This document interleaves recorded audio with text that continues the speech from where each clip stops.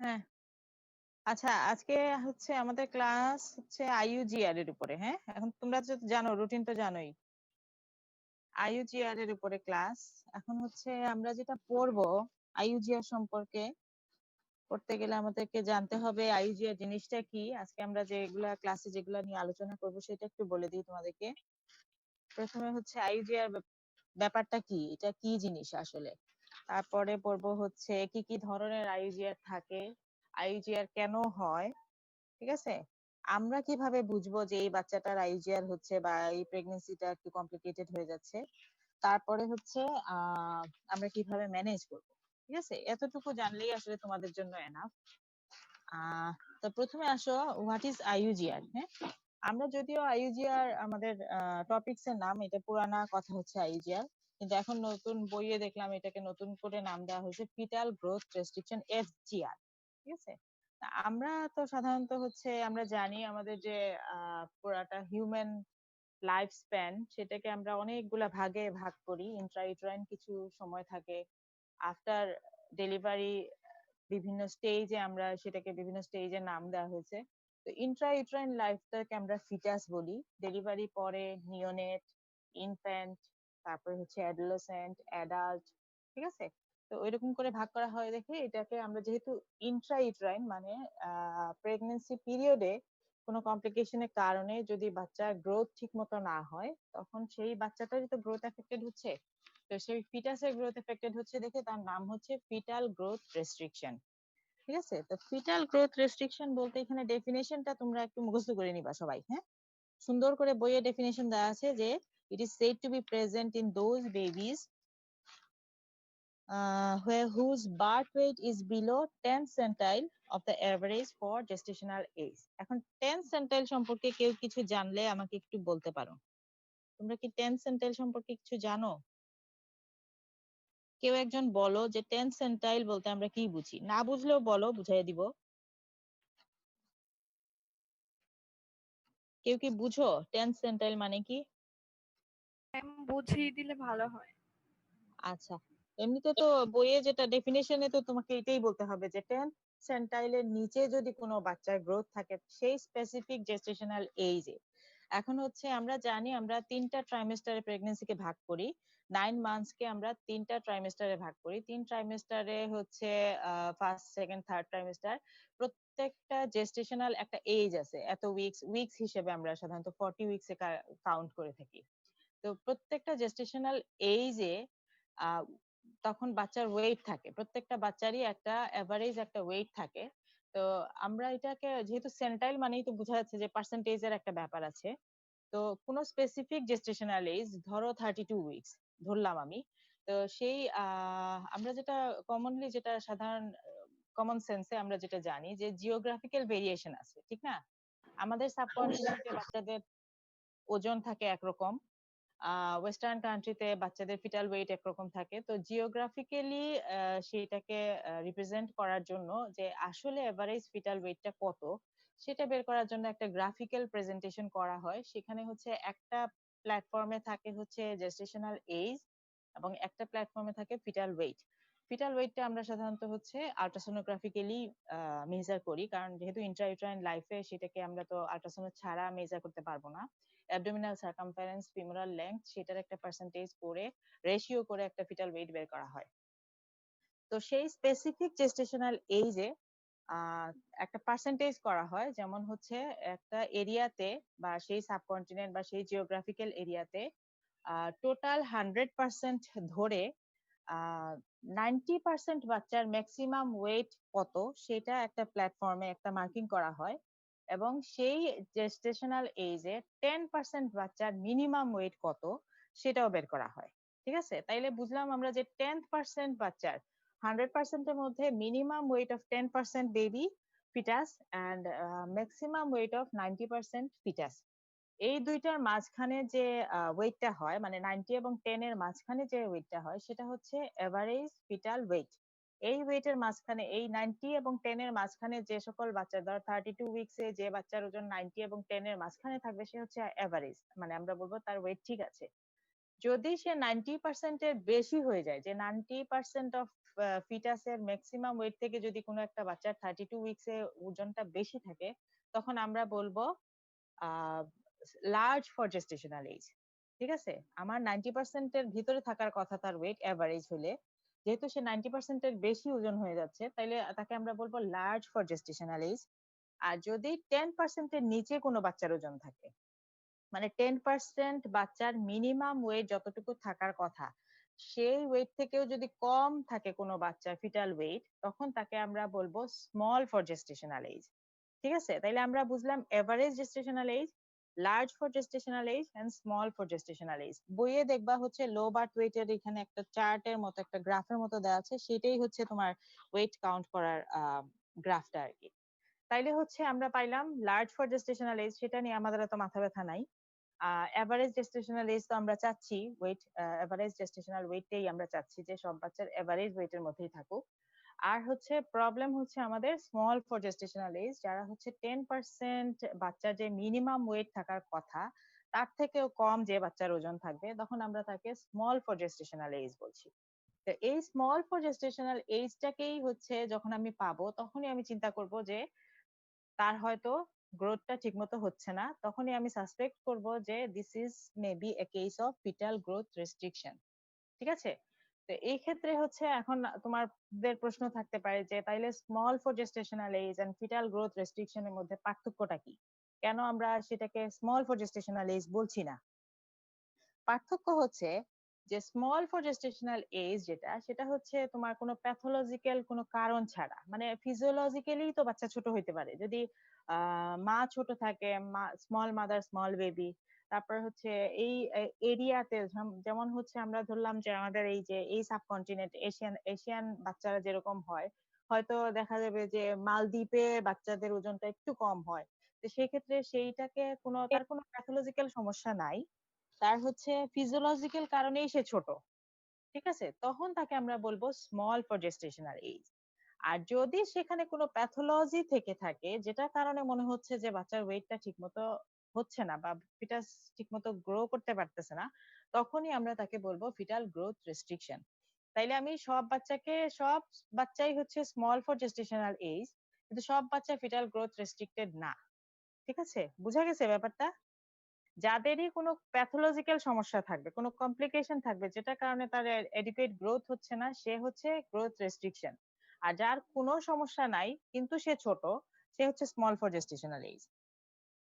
ঠিক আছে, এখানে কি ক্লিয়ার করতে পারছি আমি ব্যাপারটা সবাইকে? জি ম্যাম। আচ্ছা, কোনো কনফিউশন থাকলে বলতে পারো। এখানে কিছু পার্সেন্টেজ আছে, এগুলা এত আমাদের জন্য ইম্পর্টেন্ট না।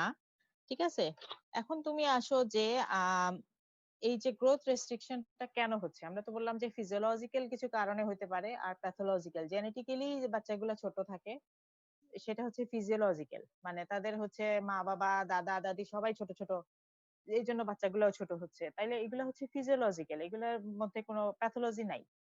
আর প্যাথোলজিক্যাল নিয়েই হচ্ছে আমরা বেশি টেনশন করি, যে প্যাথোলজিক্যাল কোনো কন্ডিশনে যদি বাচ্চার গ্রোথ রেস্ট্রিকশন হয়, সেক্ষেত্রে ফিটাল আউটকামটা খুব খারাপ হয়। সো এটা নিয়েই আমাদের বেশি টেনশন, এই জন্যই আমরা এই টপিকসটা নিয়ে আলোচনা করতে বসছি। হ্যাঁ, এখন আসো যে প্যাথোলজিক্যাল কি কি কারণে ফিটাল গ্রোথ রেস্ট্রিকশন হয়।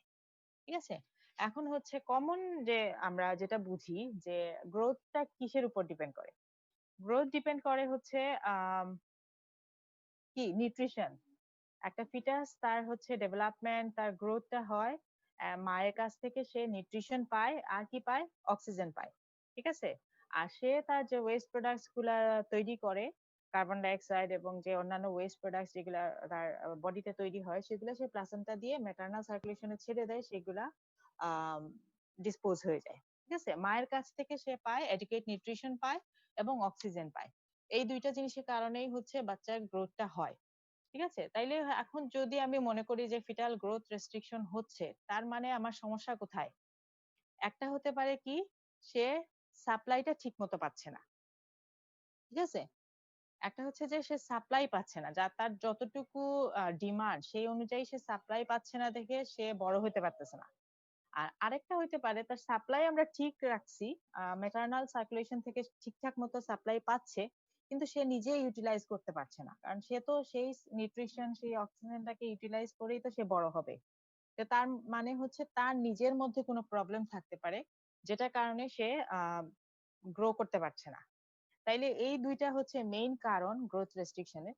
তো সাপ্লাই দিতে পারছি না, আরেকটা হচ্ছে সাপ্লাই এডিকুয়েট আছে কিন্তু সে ইউটিলাইজ করতে পারছে না। তাইলে হচ্ছে আমাদের কারণ কি আসবে, একটা হচ্ছে সাপ্লাই যেটা দিতে পারছি না সেটা হচ্ছে যে সে মায়ের কাছ থেকে পাচ্ছে না। মায়ের কাছ থেকে পাচ্ছে না মানে ম্যাটারনাল কোনো প্রবলেমের কারণে, মানে ম্যাটারনাল কজ, যেটার কারণে হচ্ছে সে এই বাচ্চার কাছে adequate amount of nutrition and oxygen supply হচ্ছে না।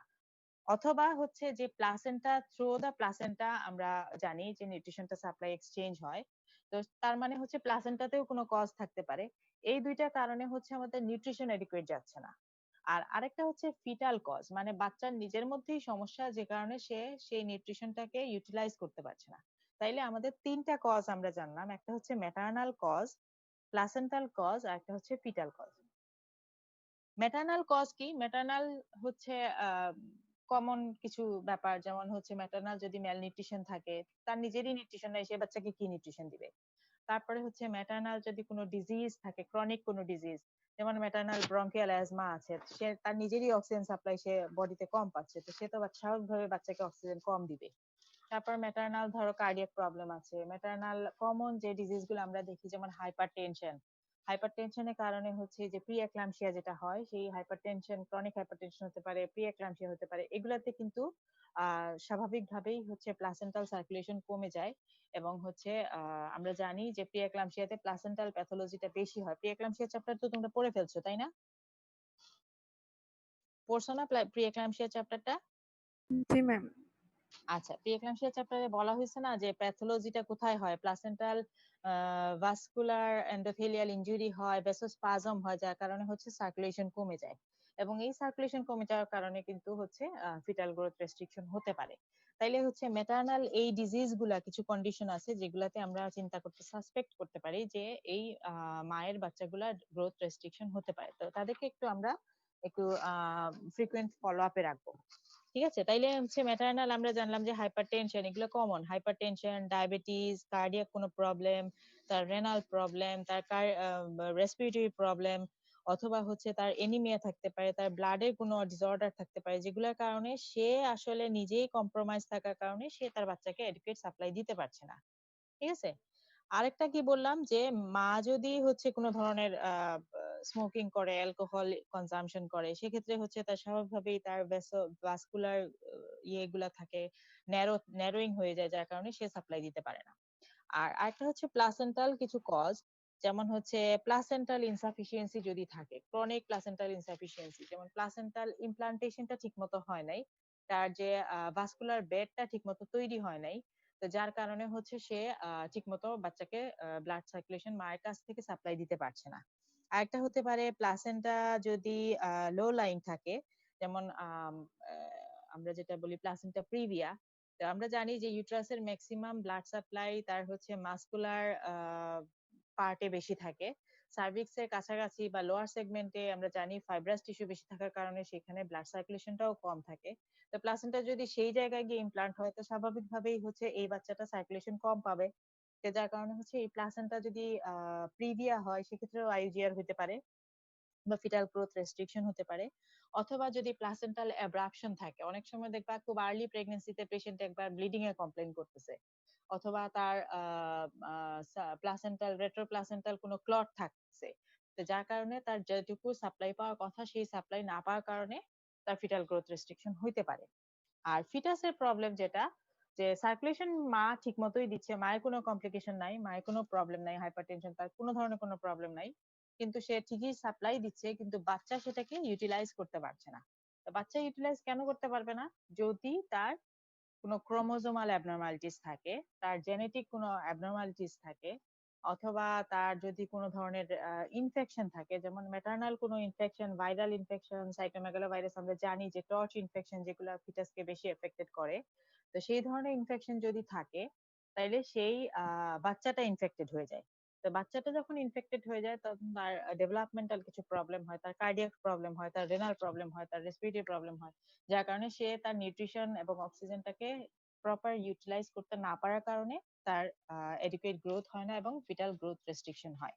তাইলে তোমরা কজ গুলো যখন পড়বা, এইভাবে যখন আলাদা আলাদা করে মনে রাখার চেষ্টা করবা, দেখবা ইজি হয়ে যাচ্ছে এবং ভুলবা না। কারণ আমাদের তো অনেক কিছু পড়তে হয়, তোমাদের তো শুধু গাইনি পড়া না, অনেক সাবজেক্ট পড়তে হয়, প্রত্যেকটা সাবজেক্টেই হাজার হাজার কজ থাকে। তো তোমরা যখনই একটা চ্যাপ্টার পড়বা তখন এইভাবে একটু বুঝে পড়লেই দেখবা এইটা নিয়ে আর প্রবলেম হচ্ছে না। ঠিক আছে, তাইলে আমরা কজের মধ্যে পাইলাম একটা সাপ্লাই সমস্যা, আর একটা হচ্ছে সে নিজে ইউটিলাইজ করতে পারে না। সাপ্লাই সমস্যা ম্যাটারনাল এন্ড প্লাসেন্টাল, আর নিজে ইউটিলাইজ করতে পারে না মানে হচ্ছে ফিটাল। তাহলে ফিটাল কনজেন্টাল অ্যানোমালি থাকতে পারে, তার এইগুলা কারণে সে গ্রোথ রেস্ট্রিকশন হতে পারে। আচ্ছা, এখন হচ্ছে যে এই যে গ্রোথ রেস্ট্রিকশন আমরা এতক্ষণ ধরে বলছি যে এই কারণে গ্রোথ রেস্ট্রিকশন, আমরা হচ্ছে কি কি ধরনের গ্রোথ রেস্ট্রিকশন আছে, হ্যাঁ, কি কি টাইপস এর। বইয়ে দেখবা দুইটা টাইপস লেখা আছে, সিমেট্রিক্যাল এন্ড অ্যাসিমেট্রিক্যাল। ঠিক আছে, শুনতে তো মনে হয় যে সিমেট্রিক্যালটা ভালো, সিমেট্রিক্যাল মানে হচ্ছে সব দিক দিয়েই তার গ্রোথ কম মানে সে ভালো। আসলে কিন্তু সিমেট্রিক্যাল গ্রোথ রেস্ট্রিকশন যেটা, সেটা কিন্তু আউটকামটা খুব খারাপ। তাইলে এইটাকে আমরা হচ্ছে দেখলাম যে ভাগ করছে দুই ভাবে, একটা হচ্ছে আর্লি অনসেট গ্রোথ রেস্ট্রিকশন, আর একটা হচ্ছে লেট অনসেট গ্রোথ রেস্ট্রিকশন। তো আর্লি অনসেট যেটা, সেটা হচ্ছে যে আমরা জানি যে আমরা যে বললাম যে 3টা ট্রাইমেস্টারে আমরা ভাগ করছি প্রেগনেন্সিকে। তো প্রেগনেন্সির একেবারে আর্লি ফার্স্ট ট্রাইমেস্টারে কি হয়, ফার্স্ট ট্রাইমেস্টারে হচ্ছে আমরা জানি একটা হচ্ছে জাইগোট, তারপরে হচ্ছে morula 1 cell, 2 cell, 4 cell, 8 cell, এইভাবে করে সেল ভাগ হয় না, সেল ভাগ হতে থাকে, তার নাম্বার অফ সেল ইনক্রিজ করতে থাকে। আমরা প্যাথোলজিতে এগুলো পড়ে আসছি যে হাইপারট্রফি এন্ড হাইপারপ্লাসিয়া। ঠিক আছে, আমরা এটা পড়ছি না, হাইপারট্রফি হাইপারপ্লাসিয়া সম্পর্কে জানি আমরা। আমরা কি বলতে পারবো হাইপারট্রফি কি জিনিস, হাইপারপ্লাসিয়া কি জিনিস? কেউ একজন একটু আমাকে বলো যে হোয়াট ইজ হাইপারপ্লাসিয়া। হাইপারপ্লাসিয়া হচ্ছে সেল নাম্বার বাড়বে, আর হাইপারট্রফি হচ্ছে সেলের সাইজ বড় হবে। সাইজ ইনক্রিজ করবে, ঠিক আছে, ভেরি গুড। এখন হচ্ছে এই যে আমরা যে বলি যে ডেভেলপমেন্ট হচ্ছে একটা বাচ্চার, একেবারে তুমি চিন্তা করো একেবারে আর্লি এমব্রায়োলজি, একেবারে আর্লি স্টেজে যখন হচ্ছে সে জাইগোট থেকে মরুলা এগুলা হচ্ছে, তখন কি হচ্ছে তার সেলের নাম্বার বাড়ছে। ঠিক আছে, মানে হাইপারপ্লাসিয়া হচ্ছে, মানে একটা দুইটা সেল ভেঙে চারটা হচ্ছে, চারটা থেকে আটটা, 16টা এরকম হচ্ছে, তার মানে হচ্ছে তার হাইপারপ্লাসিয়া হচ্ছে। তাইলে আমরা যে ট্রাইমেস্টার ভাগ করছি, সেটা ভাগ করার হচ্ছে মেইনলি তার গ্রোথের প্যাটার্নটা বোঝার জন্যই হচ্ছে, আসলে সবকিছুই ডিপেন্ড করে এই ট্রাইমেস্টারের উপরে। তো ফার্স্ট ট্রাইমেস্টার যেটা একেবারে আর্লি ট্রাইমেস্টারে কি হয়, তখন হচ্ছে তোমার সেলের নাম্বার বাড়তে থাকে, মানে হচ্ছে হাইপারপ্লাস্টিক চেঞ্জ গুলা হয়। তো একেবারে ফার্স্ট ট্রাইমেস্টারে যখন হচ্ছে অর্গান ডেভেলপ করে, তোমার প্রত্যেকটা স্কিন থেকে শুরু করে বাচ্চার নার্ভাস সিস্টেম, হার্ট, লাংস সবকিছু তৈরি হচ্ছে, তখন হচ্ছে তার হাইপারপ্লাস্টিক স্টেজ থাকে, তার মানে হচ্ছে তার হাইপারপ্লাসিয়া হতে থাকে। তারপরে হচ্ছে সেকেন্ড ট্রাইমেস্টারে এসে কি হয়, যে তার মোটামুটি ডেভেলপমেন্ট আমরা জানি ফার্স্ট ট্রাইমেস্টারে মোটামুটি অর্গান ডেভেলপমেন্ট হয়ে যায়, তারপরে হচ্ছে অর্গানের সাইজ বড় হতে থাকে। তার মানে হচ্ছে সেকেন্ড ট্রাইমেস্টারে গিয়ে কি হয়, হাইপারপ্লাসিয়াটাও কন্টিনিউ হয়, কিন্তু সাথে হচ্ছে হাইপারট্রফি হয়, তখন হচ্ছে বাচ্চার সাইজে বড় হতে থাকে। ঠিক আছে, যেমন হার্ট হচ্ছে তার ডেভেলপমেন্ট ফার্স্ট ট্রাইমেস্টারে কমপ্লিট হয়ে যায়, তারপরে হচ্ছে সে সাইজে বড় হয়। লাংস এর ডেভেলপমেন্ট কমপ্লিট হয় না, লাংসে কিন্তু কন্টিনিউয়াস হাইপারপ্লাসিয়া হাইপারট্রফি চলতে থাকে একেবারে টার্ম পর্যন্ত এসে। তাইলে হচ্ছে সেকেন্ড ট্রাইমেস্টারে গিয়ে হচ্ছে হাইপারপ্লাসিয়াটা কন্টিনিউ হয়, সাথে অ্যাড হয় হাইপারট্রফি, মানে তখন আস্তে আস্তে সাইজ বড় হতে থাকে। আর লাস্ট ট্রাইমেস্টার যেটা থার্ড ট্রাইমেস্টার আমরা বলি, সেই থার্ড ট্রাইমেস্টারে গিয়ে কি হয়, শুধু হাইপারট্রফি হয়, হাইপারপ্লাসিয়া শেষ। ফার্স্ট এন্ড সেকেন্ড ট্রাইমেস্টারে হাইপারপ্লাসিয়া শেষ, এখন শুধু যে জিনিসটা তৈরি হয়েছে সেটাই হচ্ছে সাইজে বড় হবে। তার মানে হচ্ছে এইখানে আসলো হচ্ছে তোমার early onset and late onset.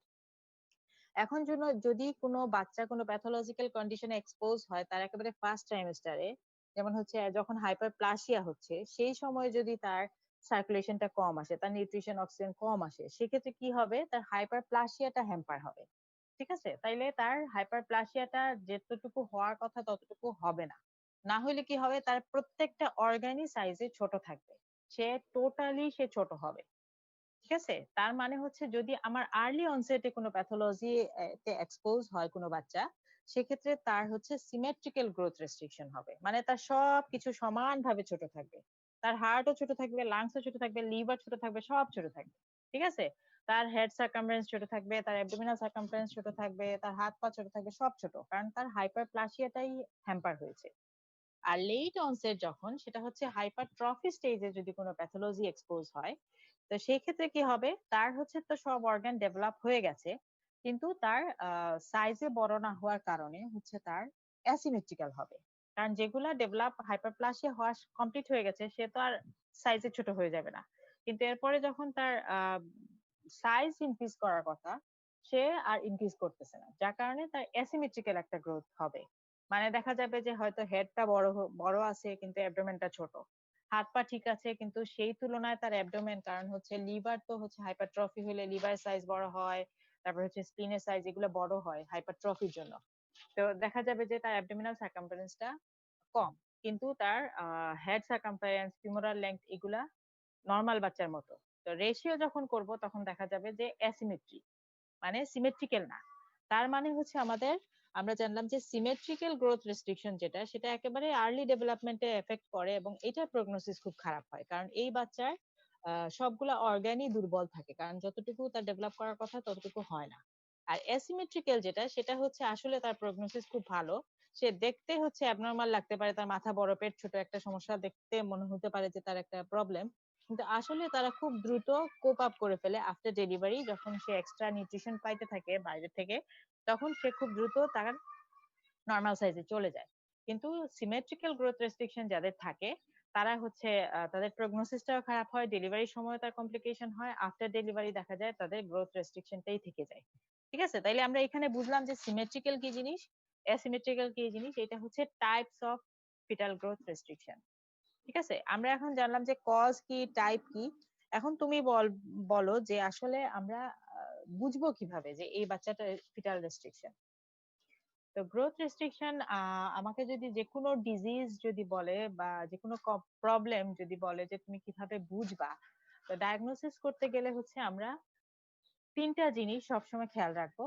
এবং এই এই জিনিসটা আমি সবসময়ই বলি, সব সময় তুমি বলো, সার্জারি বলো, মেডিসিন বলো, আমাদের গাইনিতে বলো, সবখানে হচ্ছে যে কোনো ডিজিজ যদি তোমাকে কোয়েশ্চেন করা হয় যে হাউ উইল ইউ ডায়াগনোস, তুমি কিভাবে বুঝবা যে তার এই সমস্যাটা, তাইলে তুমি এখানে তার হিস্ট্রি নিয়ে একটা কথা বলবা। তার হিস্ট্রিতে সে প্রথমে কিছু কমপ্লেন করবে, তারপরে আমি তাকে এক্সামিন করব, এক্সামিন করলে আমি কিছু সমস্যা পাবো, তারপরে হচ্ছে তাকে আমি কিছু ইনভেস্টিগেশন দিব, যাতে তার আমি যে এই যে হিস্ট্রি এবং এক্সামিন করে যে সমস্যাগুলো পেলাম সেটাকে কনফার্ম করার জন্য আমি কিছু ইনভেস্টিগেশন দিব। তাহলে এই তিনটা জিনিস আমি স্টাডি করে তারপরে বলবো যে তার এই ডিজিজটা হয়েছে। তাইলে হচ্ছে how will you diagnose a case of foetal growth restriction, প্রথমেই আমরা এই তিনটা কথা বলবো: হিস্ট্রি, এক্সামিনেশন এন্ড ইনভেস্টিগেশন। হিস্ট্রিতে কি বলবে পেশেন্ট? হিস্ট্রিতে হচ্ছে কমনলি একটা পেশেন্ট হিস্ট্রি দিতে পারে যে তার হচ্ছে হাইপারটেনশন আছে, তার যে কোনো ধরনের প্যাথোলজিক্যাল কন্ডিশন, মেটার্নাল যে প্রবলেম গুলা সেগুলা সে বলতে পারে যে আমার তো অনেকদিন ধরে এজমা, আমার তো কার্ডিয়াক প্রবলেম আছে, আমি তো আগের থেকে হাইপারটেনসিভ, এগুলা সে কমপ্লেন করতে পারে। ঠিক আছে? আরেকটা সে কমপ্লেন করতে পারে যে আহ আমার তো মানে ওয়েট গেইন হচ্ছে না। আমরা জানি যে থ্রু আউট প্রেগনেন্সিতে 12 to 14 কেজি ওয়েট গেইন হয়। তো সে কমপ্লেন করতে পারে, তো আমার তো ওয়েট গেইন, অনেক যারা অনেক কনসিয়াস থাকে, যারা রেগুলার এন্টিনাটাল চেকআপে যায়, তারা এই কমপ্লেন করতে পারে যে আমার এডিকুয়েট ওয়েট গেইন হচ্ছে না। ঠিক আছে? আরেকটা সে বলতে পারে যে আমার পেটের সাইজটা বড় হচ্ছে না, কারণ সে তো তার পেশেন্ট তো তার মতো কমপ্লেন করবে, সে তো আর আমাদের মতো করে কমপ্লেন করবে না। সে তো বলতে পারে যে আমার অ্যাবডোমেনের সাইজটা ইনক্রিজ করছে না। তো এই ধরনের হিস্ট্রি যখন আসবে তখন হচ্ছে আমি কি করব, আম, তাকে আরো আরেকটু ইলাবোরেটলি তার হিস্ট্রি নিব। আমরা জানি যে আমরা যখন কেস করব তখন এই হিস্ট্রি গুলা কিভাবে নিব সেটা আমরা জেনে নিব। তার তার এই কমপ্লেইনটা পেশেন্ট করতে পারে। তারপরে আমি কি করব, আমি তাকে এক্সামিন করব। এক্সামিন করার সময় আমি কি দেখব, আমি প্রথমেই আমরা জেনারেল এক্সামিনেশন করি, তার এনিমিয়া দেখব। ঠিক আছে? তার ব্লাড প্রেশার দেখব, তার অন্য কোনো ধরনের কোনো প্রবলেম আছে কিনা সেটা দেখবো, তার ওয়েট দেখলাম, তার নিউট্রিশনাল স্ট্যাটাসটা দেখলাম, তার ডিহাইড্রেশন কিরকম আছে, তার ইয়েটা কিরকম আছে, তার রেসপিরেটরি কোনো সমস্যা আছে কিনা। আমরা জেনারেল এক্সামিনেশন করে তাকে এই যে পয়েন্ট গুলা সর্ট আউট করব। তারপরে হচ্ছে আমি স্পেসিফিক এক্সামিনেশনে যাব, যেমন অবস্টেটিক এক্সামিনেশন যেটা আমরা করি। অবস্টেটিক এক্সামিনেশন করে আমরা কি দেখব, অস্ট্রেলিয়াটিক এক্সামিনেশনে আমরা যেটা দেখি, প্রথমেই হচ্ছে সিম্পাইসিও ফান্ডাল হাইটটা দেখি, ঠিক আছে? আমরা হাইট দেখি যে ফান্ডাল হাইট আমরা যেটা মেজার করি সবসময় প্রেগনেন্সিতে, সিম্পাইসিও ফান্ডাল হাইট আমরা বলি, হ্যাঁ? আর এমনিতে আমরা যেটা বলি যে উইকস অফ জেস্টেশন, অ্যাবডোমেনের এত উইকস অফ জেস্টেশন আমরা বলি, 32 উইকস করেসপন্ড করছে কিনা সেটা আমরা দেখি। তো তার জেস্টেশনাল যে এজ, সেই এজ অনুযায়ী তার সিম্পাইসিও ফান্ডাল হাইটটা করেসপন্ড করছে কিনা। আমরা জানি যে যত জেস্টেশনাল এজ থাকবে তত সেন্টিমিটার হবে সিম্পাইসিও ফান্ডাল হাইট। তোমাদেরকে তো আসলে এক্সামিনেশন যখন তোমরা আসলে বেড সাইডে যাবা তখন জানবা যে আমরা সিম্পাইসিস পিভিসে একটা ফিতার একটা এন্ড রাখি, আর আরেকটা এন্ড হচ্ছে হাইট অফ ইউট্রাসের একেবারে ফান্ডাসের উপরে রাখি। সেইখানে আমরা সেন্টিমিটারে হিসাব করি। যদি 32 উইকস হয় তাহলে সেই সিম্পাইসিও ফান্ডাল হাইট হবে 32 সেন্টিমিটার, ঠিক আছে? তো যদি আমি দেখি 32 উইকস এর একটা প্রেগন্যান্সি কিন্তু আমি সিম্পাইসিও ফান্ডাল হাইট পাচ্ছি 28 সেন্টিমিটার, তাইলে আমি ধরে নিব যে বাচ্চাটা ছোট। তখনই আমাকে আরো ইনভেস্টিগেশন করতে হবে যে এটা আমি ফিটাল গ্রোথ রেস্ট্রিকশন কিনা সেটা আমাকে বের করতে হবে, ঠিক আছে? তো যখনই আমি এরকম একটা ছোট সাইজের বাচ্চা পাবো তাইলে আমার লাই পজিশন সেগুলোও দেখতে হবে, এবং তখন আমি সাসপেক্ট করব this is a case of small for gestational age. আর সাথে যদি আমি কোনো প্যাথোলজি সাথে পাই, আমি তাকে এক্সামিন করে ইনভেস্টিগেশন করে কোনো প্যাথোলজি পেলাম, তাইলে আমি বলবো যে ফিটাল গ্রোথ রেস্ট্রিকশন, ঠিক আছে? তারপরে আমি কি দেখলাম, সিম্পাইসিও ফান্ডাল হাইটটা দেখলাম সে করেসপন্ড করবে না তার জেস্টেশনাল এজ এর সাথে, ছোট থাকবে তার জেস্টেশনাল এজ থেকে। তারপরে হচ্ছে অ্যাবডোমিনাল গার্ডটা আমরা দেখি, অ্যাবডোমিনাল গার্ডটাও দেখা যাবে তার করেসপন্ড করছে না বা লেস দেন তার জেস্টেশনাল এজ মনে হচ্ছে। ম্যাটার্নাল ওয়েটটাও হচ্ছে তার আগের ওয়েট এবং এখনের ওয়েট অ্যাডিকুয়েট গেইন হচ্ছে না, সেগুলো আমরা এক্সামিনেশন করে বুঝতে পারবো যে মেবি সে গ্রোথ রেস্ট্রিকশন এই বাচ্চার হয়েছে। আচ্ছা, তারপরে আমি কি করব? তারপরে তো হচ্ছে আমি এক্সামিনেশন শেষ, এখন আমি ইনভেস্টিগেশনে যাব। ইনভেস্টিগেশন হচ্ছে ফিটাল গ্রোথ রেস্ট্রিকশনের জন্য মেইন ইনভেস্টিগেশন হচ্ছে আল্ট্রাসোনোগ্রাফি, ঠিক আছে? আমরা যেটা বলি প্রেগন্যান্সিতে আমরা করি ultrasonography of uterus for pregnancy profile.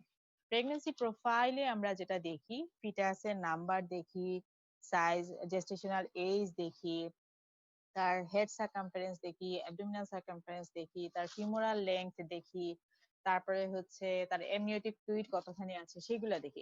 এইগুলো সবকিছু আল্ট্রাসোনোগ্রাফিক্যালি যখন আমি দেখবো তখন তাকে আমি বলবো প্রেগন্যান্সি প্রোফাইল। তার পুরো প্রেগন্যান্সির প্রোফাইলটা আমি পেয়ে গেলাম, যে আল্ট্রাসোনোগ্রাফি করে জানতে পারলাম যে তার কিরকম। তো সেই অনুযায়ী হচ্ছে আমি বুঝতে পারবো যে এই বাচ্চার গ্রোথটা ঠিক আছে কিনা। তাইলে আমরা যখন এই যে সোনোগ্রাফিক্যালি দেখবো, তার সোনোগ্রাফিক্যালি হচ্ছে অনেক সময় মেশিনে সেট করা থাকে যে এত জেস্টেশনাল এই যে হেড সার্কামফারেন্স কতখানি হওয়ার কথা, অ্যাবডোমিনাল সার্কামফারেন্স কতখানি হওয়ার কথা, ফিমোরাল লেংথ কতখানি হওয়ার কথা। যদি এগুলো কম থাকে তখন আমি বুঝবো যে এই বাচ্চাটার গ্রোথ রেস্ট্রিকশন হচ্ছে। রেশিও দেখা হয়, head circumference and abdominal circumference এর রেশিও করা হয়। যদি হচ্ছে যে নরমালি হচ্ছে দেখা যায় যে 32 উইকসে এই দুইটার রেশিও 1 এর বেশি থাকে, যদি 1 এর কম থাকে তখন আমি বুঝবো যে গ্রোথ রেস্ট্রিকশন হচ্ছে, ঠিক আছে? তারপরে হচ্ছে ফিমোরাল লেংথ দেখি। তোমরা জাস্ট শুধু পয়েন্টটা জেনে রাখো যে আমরা আল্ট্রাসোনোগ্রাফিক্যালি কি কি জিনিস দেখে বুঝবো যে ফিটাল গ্রোথ রেস্ট্রিকশন হচ্ছে। ফিমোরাল লেংথ আমরা দেখি, তার হচ্ছে তার স্পেসিফিক জেস্টেশনাল এজ অনুযায়ী তার ফিমোরাল লেংথটা কিরকম থাকে। তারপরে সেখান থেকে অ্যাবডোমিনাল সার্কামফারেন্স ফিমোরাল লেংথের রেশিও করে আমরা একটা ফিটাল এস্টিমেটেড ফিটাল ওয়েট বের করি, ইএফডব্লিউ, এস্টিমেটেড ফিটাল ওয়েট বের করি। সেখান থেকে আমি ওই যে আগে যেটা বললাম যে 10th পার্সেন্টাইল যে ওয়েটটা থাকার কথা তার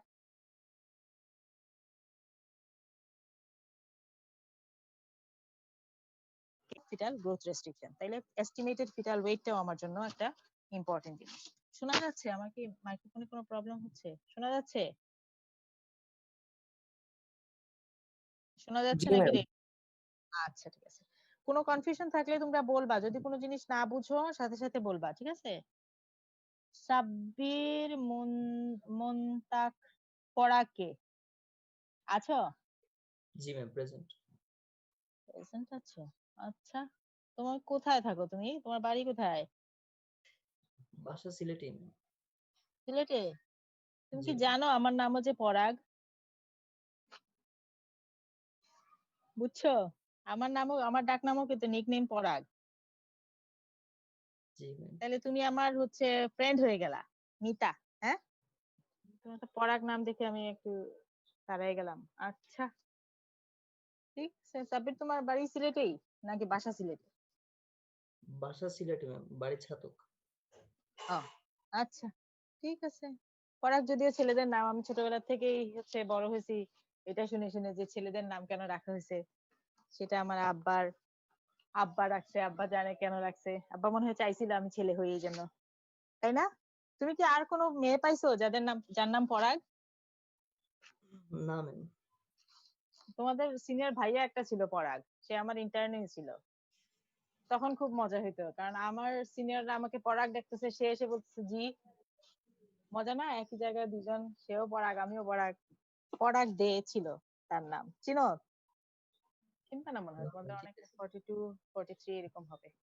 আচ্ছা যাই হোক, হঠাৎ করে তোমার নাম দেখে অন্য টপিকসে চলে গেলাম। আচ্ছা ঠিক আছে, তাইলে আমরা আল্ট্রাসাউন্ড করে এটা বুঝলাম এমনিওটিক ফ্লুইড স্টাডি করব যে এমনিওটিক ফ্লুইডের অ্যামাউন্ট ঠিক আছে কিনা, কিন্তু আমার গ্রোথ রেস্ট্রিকশন আছে কিনা দেখার জন্য আমার head circumference, abdominal circumference, femoral length এগুলা ইম্পর্টেন্ট। ঠিক আছে, আরো কিছু হচ্ছে বইয়ে দেখবা তোমরা অনেক পয়েন্ট আছে, সেগুলা হচ্ছে যে আমরা ডপলার স্টাডি করতে পারি। যখনই আমি বুঝবো যে এই বাচ্চাটা ফিটাল গ্রোথ রেস্ট্রিকশন হচ্ছে, তখন হচ্ছে সে কতখানি কম্প্রোমাইজড, মানে তার কতখানি সে আউটকামটা তার কতখানি খারাপ, মানে সে কতখানি খারাপ অবস্থায় আছে ইন্টারইউটেরাইন পিরিয়ডে, সেটা বোঝার জন্য হচ্ছে আমরা কিছু আর্টারি স্টাডি করি, ডপলার স্টাডি করি। ডপলার সাধারণত হচ্ছে আমরা সোনোগ্রাফিক্যালি যখন কোনো আর্টারি বা ভেইনের ভেলোসিটি সার্কুলেশনটা দেখি, সেটা আমরা ডপলারের মাধ্যমে দেখি। তো এখানে বইয়ে দেখবা যে ডপলার প্যারামিটার বলে কিছু কথা আছে। তো ডপলার ভেলোসিমেট্রি সাধারণত আমরা কয়েকটা ভেসেলে করি থাকি। যখন হচ্ছে তোমাদেরকে যদি এক্সট্রা অনেক বেশি মার্কস দেওয়ার জন্য বলতে পারে যে আমরা আল্ট্রাসোনোগ্রাফিক্যালি আর কি কি দেখি, তখন তুমি বলতে পারো যে ফিটালটা কতখানি কম্প্রোমাইজ সেটা দেখার জন্য আমরা ডপলার ভেলোসিমেট্রি করতে পারি। তো ডপলার ভেলোসিমেট্রি এত ডিটেইল জানার দরকার নাই। ডপলার ভেলোসিমেট্রি করার সময় আমরা কয়েকটা আর্টারি, সব আর্টারি তো দেখার দরকার নাই। ম্যাটার্নাল সাইডে আমরা কিছু আর্টারি দেখি, প্লাসেন্টাল সার্কুলেশন দেখি, আম্বিলিকাল কর্ডের সার্কুলেশন দেখি, আর বাচ্চার মধ্যে দেখি। এই চারটা জায়গায় আমরা দেখি। ম্যাটার্নাল যেটা আমরা জানি ইউটেরাইন আর্টারি সাপ্লাই দেয় মেইনলি সার্কুলেশন। তো ইউটেরাইন আর্টারি সার্কুলেশনটা কিরকম আছে সেটা দেখার জন্য ইউটেরাইন আর্টারি ডপলার স্টাডি করতে পারি। তাইলে আমি বুঝবো যে মায়ের কাছ থেকে সাপ্লাই কম যাচ্ছে। তারপরে হচ্ছে প্লাসেন্টাল সার্কুলেশন, প্লাসেন্টাল বেডটা দেখতে পারি যে প্লাসেন্টাতে কোনো প্রবলেম আছে কিনা, সেটা দেখে আমি বুঝবো যে কোন জায়গা থেকে হচ্ছে আমার সার্কুলেশন কম আসছে বা কোন জায়গাটা প্যাথোলজিটা কোন জায়গায় সেটা বোঝার জন্য। আর হচ্ছে আমি আম্বিলিকাল আর্টারি, আম্বিলিকাল ভেইন সেগুলার হচ্ছে ডপলার স্টাডি করে দেখতে পারি যে তাদের মধ্যে কোনো ভেসেলের কোনো ন্যারোইং আছে কিনা বা ভেসেলে কোনো ভেলোসিটি কম যাচ্ছে কিনা, কোনো সার্কুলেশনের ফোর্সটা কিরকম লাগছে। হ্যাঁ বলো, হ্যালো, হ্যাঁ কি বলো, কিছু বলছো, কিছু বলবা, কেউ কিছু বললে বলো। নাজমুল, ওকে। আচ্ছা তাইলে আমরা হচ্ছে এই যে ডপলার আর্টারি স্টাডি করলে আমি বুঝবো, আর আর হচ্ছে আমি আম্বিলিকাল আর্টারি, আম্বিলিকাল ভেইন সেগুলো দেখতে পারি। আর হচ্ছে আমি যদি ফিটাসের দেখি, সেটা হচ্ছে ফিটাসের মিডিল সেরিব্রাল আর্টারি ভেলোসিটিটা দেখি। তো মিডিল সেরিব্রাল আর্টারি ভেলোসিটি যদি অনেক কম থাকে তাইলে বুঝতে হবে বাচ্চার সার্কুলেশন খুব মারাত্মকভাবে হ্যাম্পার হচ্ছে এবং এই বাচ্চাটাকে টার্মিনেট করে ফেলা অনেক জরুরি। তো আমি হচ্ছে ম্যানেজমেন্ট কি করব সেটার উপর হচ্ছে আমার ডপলার স্টাডিটাই আমাকে বলে দিবে যে এই বাচ্চার ম্যানেজমেন্টের জন্য আমাকে কি করতে হবে। ঠিক আছে, তাহলে এইভাবে আমি বুঝলাম যে আমি মোটামুটি ডায়াগনোসিস করে ফেললাম যে এই বাচ্চাটা ফিটাল গ্রোথ রেস্ট্রিকশন। আমি তার কজও মোটামুটি বের করে ফেললাম যে ম্যাটারনাল কোনো কজ থাকতে পারে অথবা ফিটাসের কোনো কজ থাকতে পারে যেটা কারণে তার গ্রোথ রেস্ট্রিকশন হচ্ছে। এখন আমি কি করব? আমি তো বুঝলাম যে এই বাচ্চাটার গ্রোথ রেস্ট্রিকশন, এখন আমার কাজ কি? আমার কাজ হচ্ছে যে ডিসিশন নেওয়া। এজ এন অবস্টেট্রিশিয়ান আমাকে ডিসিশন নিতে হবে যে এই প্রেগন্যান্সিটাকে আমি কন্টিনিউ করব নাকি টার্মিনেট করে ফেলবো। এখন অনেক সময় এরকমও হয় যে ইন্ট্রাইউটেরাইন পিরিয়ডে বাচ্চাটা যে পরিমাণ সার্কুলেশন কম পাচ্ছে, সেই সার্কুলেশনে তার ডিমান্ড অনুযায়ী ব্লাড সার্কুলেশন কম থাকলে সে হচ্ছে হয়তো সার্ভাইভ নাও করতে পারে, সেক্ষেত্রে তার ইন্ট্রাইউটেরাইন ডেথ হয়ে যেতে পারে। সেক্ষেত্রে আমাকে প্রেডিকশন করতে হবে যে এই বাচ্চাটাকে আমি টার্ম পর্যন্ত যেতে পারবো কিনা। আমি যদি কোনো বাচ্চার গ্রোথ রেস্ট্রিকশন সাসপেক্ট করে থাকি আর্লি এজে, যেমন 32, 34, 36, এগুলাতে গিয়ে আমি বুঝলাম যে তার গ্রোথ রেস্ট্রিকশন হচ্ছে, সেই ক্ষেত্রে হচ্ছে আমাকে ডিসিশন নিতে হবে আমি কিভাবে এই পেশেন্টটাকে টার্মিনেট করব। টার্মিনেট করার জন্য তোমাদের সহজ কিছু হিসাব, যেমন আমরা জানি 36 উইকসে মোটামুটি বাচ্চা ফিটাল গ্রোথ কমপ্লিট হয়ে যায়, সেক্ষেত্রে সার্ভাইভাল রেটটা অনেক বেশি থাকে। যদি আমি 36 উইকসে গিয়ে কোনো ফিটাল গ্রোথ রেস্ট্রিকশন পাই, সেক্ষেত্রে হচ্ছে আমি চিন্তা করব টার্মিনেট করে ফেলতে হবে, কারণ যেহেতু তার ইন্ট্রাইউটেরাইন এনভায়রনমেন্টটা ভালো না, এই এনভায়রনমেন্টে সে এডুকেট সার্কুলেশন পাচ্ছে না, তার খাবার দাবার কম যাচ্ছে, সে কম্প্রোমাইজড হয়ে যাচ্ছে। সেক্ষেত্রে হচ্ছে আমরা তাকে টার্মিনেশনের চিন্তা করব যে বাচ্চাটাকে আমি বের করে ফেলি। 36 উইকস যেহেতু আমি জানি যে তার লাং ম্যাচুরেশন অলমোস্ট কমপ্লিট। যদি 36 এর বেশি থাকে, 37 আমি ইজিলি তাকে টার্মিনেট করে ফেলতে পারি। ঠিক আছে, 37, 38 এ যদি আমি গ্রোথ রেস্ট্রিকশন সাসপেক্ট করি, সেক্ষেত্রে আমি আগেই টার্মিনেট করে ফেলবো। আর যদি হচ্ছে আমাদের আরেকটু আর্লি প্রি টার্ম থাকে, যেমন 32, 34 উইকসে আমি বুঝতেছি যে তার গ্রোথ রেস্ট্রিকশন, সেক্ষেত্রে আমাকে ডিসিশন নিতে হলে অনেক চিন্তা ভাবনা করে নিতে হবে, কারণ আমি জানি আমাদের দেশে 32 উইকস এর বাচ্চাকে আউটসাইড দা ওম সার্ভাইভ করানোটা একটু ডিফিকাল্ট। তার এনআইসিইউ লাগতে পারে, তার লাং ম্যাচুরেশন হয় না, তাকে সার্ফেক্টেন্ট দেওয়া লাগতে পারে, তার জন্য আলাদা মেজারমেন্ট, তার অনেক ডেভেলপমেন্ট কমপ্লিট হয় না। সেক্ষেত্রে হচ্ছে ডিসিশনটা অনেক ক্রিটিক্যাল ডিসিশন এবং অনেক চিন্তা ভাবনা করে নিতে হয়। সেই ক্ষেত্রে যদি দেখি আমাকে প্রি টার্ম ডেলিভারি করাতে হবে, যে 36 এর আগেই আমাকে ডেলিভারি করাতে হবে, কারণ ফিটাল গ্রোথ রেস্ট্রিকশন বাচ্চা কম্প্রোমাইজ হয়ে যাচ্ছে, আমাকে টার্মিনেট করতে হবে, সেক্ষেত্রে আমরা সাধারণত কি করি, যে পেশেন্টকে অ্যাডমিট করি, তার যে প্যাথোলজি গুলো আছে যে কারণে ফিটাল গ্রোথ রেস্ট্রিকশন হচ্ছে সেগুলাকে কিছুটা ইমপ্রুভ করার চেষ্টা করি, তার সার্কুলেশন যাতে বাড়ানো যায় সেগুলোর ব্যবস্থা করি। আরেকটা হচ্ছে আমরা ফিটাসের লাং ম্যাচুরেশনটাই তো মেইন প্রবলেম। ফিটাসের লাং ম্যাচুরেশনের জন্য আমরা তাকে স্টেরয়েড ইনজেকশন দিতে পারি। স্টেরয়েড ইনজেকশনটা আমরা ইউজ করি হচ্ছে ফিটাল লাং ম্যাচুরেশনের জন্য, যদি প্রিটার্ম বাচ্চা ডেলিভারি করানো লাগে। স্টেরয়েড ইনজেকশন দেওয়ার পরে হচ্ছে আমরা 72 আওয়ার্স থেকে 1 উইকের মধ্যে আমরা তাকে টার্মিনেশনের চিন্তা ভাবনা করব। ঠিক আছে, এখন হচ্ছে যে আমি যে টার্মিনেশনের চিন্তা ভাবনা করতেছি কিভাবে করব, আমি কি ভ্যাজাইনাল ডেলিভারি অ্যালাউ করব নাকি সিজারিয়ান সেকশন করব। ঠিক আছে, সেই ক্ষেত্রে হচ্ছে আমার ডিসিশনটা হবে ফিটাসটা কতখানি কম্প্রোমাইজ তার উপরে। যদি ফিটাসটা আসলে সিভিয়ারলি কম্প্রোমাইজড অবস্থায় থাকে, তাইলে আমি তাকে ভ্যাজাইনাল ডেলিভারি অ্যালাউ করতে পারবো না, কারণ হচ্ছে সে এই যে ভ্যাজাইনাল ডেলিভারির জন্য যে স্ট্রেস, সেই স্ট্রেসটা বা সেই ইয়েটা সে নিতে পারবে না। তো যার কারণে হচ্ছে আমি সিজারিয়ান সেকশন করব। আর যদি দেখা যায় যে ফিটাস অত কম্প্রোমাইজ না, 37 উইকসে আমার কাছে মনে হচ্ছে যে সে আইইউজিআর এর দিকে চলে যাচ্ছে, তার কম্প্রোমাইজটা এত বেশি না, সে হয়তো আমি তাকে অ্যালাউ করতে পারি, সেক্ষেত্রে আমি ট্রায়াল দিতে পারি ভ্যাজাইনাল ডেলিভারির জন্য। যদি হয় তাহলে হলো, যদি দেখা যায় পিটারের ডিস্ট্রেস ডেভেলপ করছে, তখন আমি সিজারিয়ান সেকশনে যাব।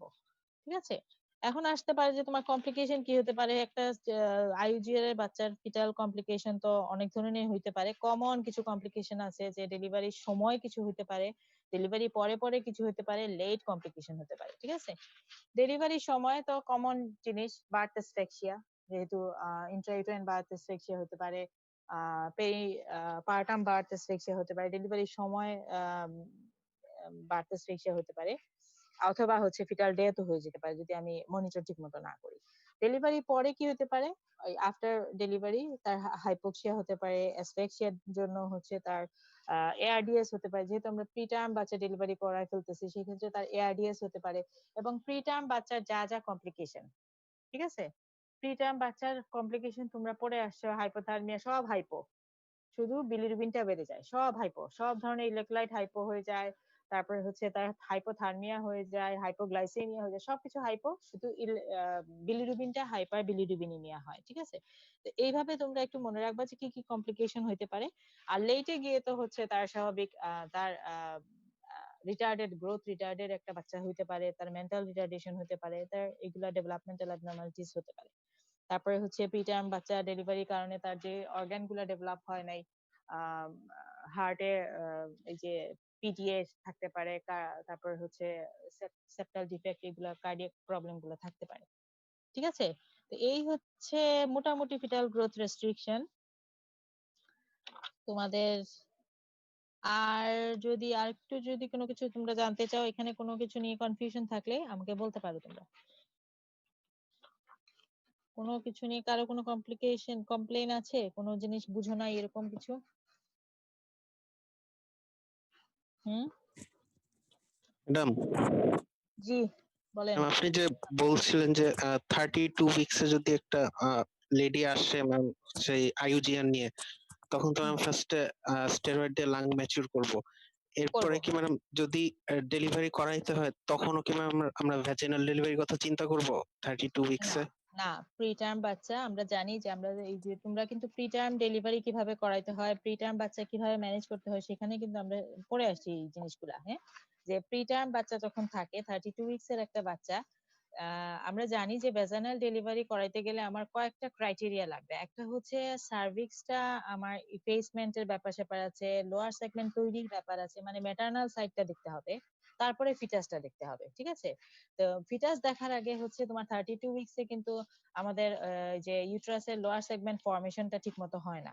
সার্ভিক্সটা টার্মের কাছাকাছি গিয়ে সে ইফেসমেন্ট হয়, আর তারপর হচ্ছে তার ডায়ালেটেশনের জন্য সে আস্তে আস্তে রেডি হয়। তো এই ক্ষেত্রে 32 উইকসে দেখা যাবে যে ইন্ডাকশন দিলেও হচ্ছে সেই ইন্ডাকশনটা ফেইল করে, কারণ সেই ধরনের রিসেপ্টর, তারপরে হচ্ছে তার ডেলিভারিটা প্রোগ্রেস করার জন্য যে ক্রাইটেরিয়া গুলো, সেই ক্রাইটেরিয়া গুলো ফুলফিল হয় না। তো না হওয়ার কারণে দেখা যায় যে প্রিটার্ম বাচ্চাদের ম্যাক্সিমামই হচ্ছে 32-34 উইকসে গিয়ে সিজারিয়ান সেকশনটাই প্রেফার করতে হয়। আর আরেকটা হচ্ছে যে যেহেতু এটা বললাম ম্যাটারনাল সাইড, ভেজানাল ডেলিভারির জন্য যে ক্রাইটেরিয়া গুলো আমাদের দরকার, সেই ক্রাইটেরিয়া গুলো মায়ের সাইড থেকে ফুলফিল করা থাকে না, যার কারণে ভেজানাল ডেলিভারি প্রোগ্রেস করে না, লেবার প্রোগ্রেস করে না। আর 2 নাম্বার হচ্ছে যে ফিটাসটাও তো কম্প্রোমাইজ, যেহেতু সে 32 উইকস, তার কিন্তু কার্ডিয়াক হার্ট এত স্ট্রং না, তার লাংস এত স্ট্রং না, তার হচ্ছে ডেভেলপমেন্ট কমপ্লিট হয় নাই।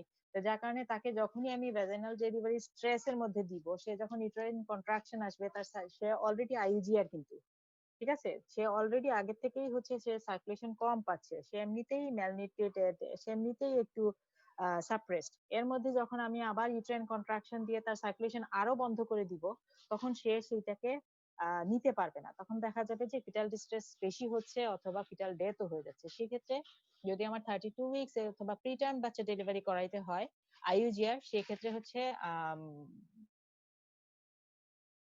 এটাই বেস্ট, ভেজানাল ডেলিভারি অ্যালাউ করাটা অ্যাভয়েড করাটাই ভালো হবে। তোমরা যখন আনসার দিবা, তোমরা একেবারে ডেফিনিট বলবা না যে না আমরা ভেজানাল ডেলিভারি করাবো না।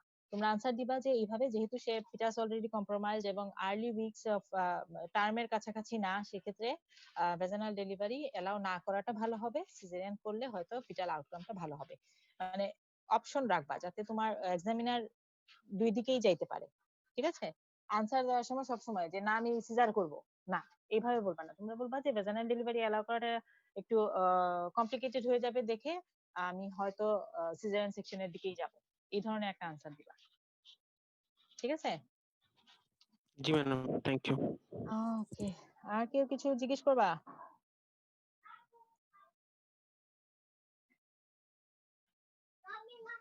কারো কোনো কিছু আইডিয়া সম্পর্কে কোনো কিছু কনফিউশন বা অন্য কোনো জায়গা নিয়ে কোনো কনফিউশন থাকলে বলতে পারো। আচ্ছা, তোমরা এটা পড়বা, ঠিক আছে, আমি তো আজকে বই পড়াই দিলাম, তোমরা আবার আজকে এটা একটু পড়বা, পড়ে যদি কোনো কনফিউশন থাকে তাইলে হচ্ছে তোমরা নেক্সট ক্লাসে, যে কোনো আমাদের টিচার তার প্রত্যেকদিনই কেউ না কেউ ক্লাস নিচ্ছেন, যে কোনো কারো কাছে তুমি এই কোয়েশ্চেন গুলা করতে পারো যে আমি এই চ্যাপ্টারে এই জিনিসটা বুঝি নাই। ঠিক আছে, তাইলে হচ্ছে আমরা অবশ্যই তোমাদেরকে হেল্প করব, কারণ এখন তো তোমরা নিজেরা নিজেরা পড়তেছো, তোমাদের কোনো প্রবলেম থাকলে তো সেটা শেয়ার করার জন্য আমরা সবসময় আছি। তোমরা যে কোনো প্রবলেম, যে কোনো টপিকস নিয়ে সমস্যা হইলে যে টিচারই পড়াবে তাকেই তুমি জিজ্ঞেস করতে পারো যে আমি এই এই টপিকসটাতে এই জায়গাটাতে আমি বুঝি নাই। ঠিক আছে, ক্লিয়ার করে নিবা তোমাদের কোনো কমপ্লেন থাকলে বা কোনো প্রবলেম থাকলে। ঠিক আছে, যে কোনো সমস্যা আমাদেরকে অবশ্যই জিজ্ঞেস করবা।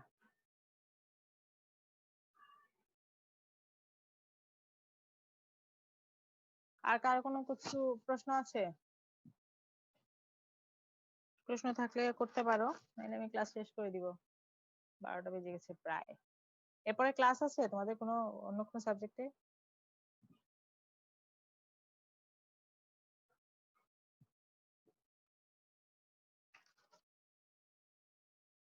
কিরে সবাই দেখি চুপ হয়ে গেলা, আসোনি না চলে গেছে সবাই? ম্যাডাম এটাই শেষ ক্লাস। আচ্ছা, তো ঠিক আছে। তো কারো কোনো কোয়েশ্চেন নাই? শহীদুজ্জামান শহীদ, শহীদ তোমার নাম তাই না?